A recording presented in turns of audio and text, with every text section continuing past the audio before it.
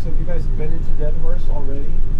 Yes. Haven't been in yet? Yes. So some of you have, some of you haven't. So Deadhorse, if you look on a map, there's a little dot on the map that looks like a city, and it's called Deadhorse. But Deadhorse is not really a town, even though it looks like it might be on the map. There are no people that live in Deadhorse. There is no private property in Deadhorse. Deadhorse is an industrial complex that has been established to support the extraction of oil up here on the North Slope.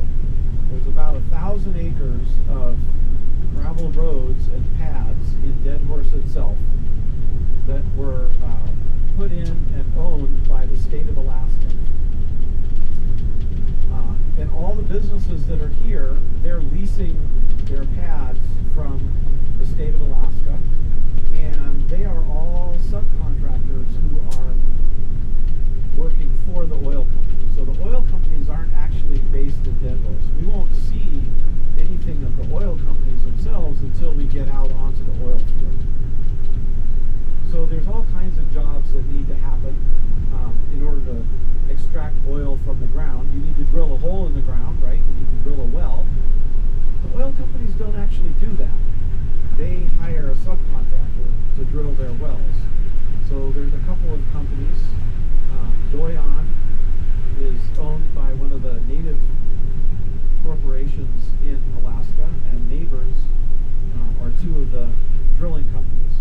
And Neighbors and Doyon have offices and facilities here in Deadhorse. There's companies that are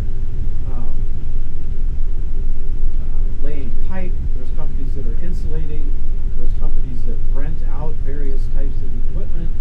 There's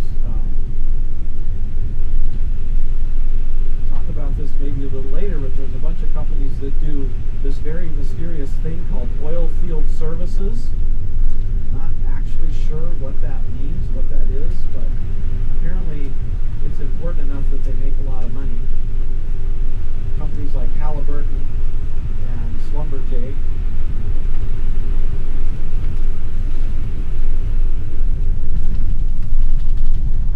So anyway, right here at the end of the road, we're going to be turning right, and we're going to be going into Deadhorse proper. And for the next little while, everything you see is just in support of the other equipment, all the trucks and things, and the heavy equipment, the diesel equipment. That stuff usually just gets left running all winter. They just don't ever shut it off. Because if they shut it off, it's just too difficult to get it started again.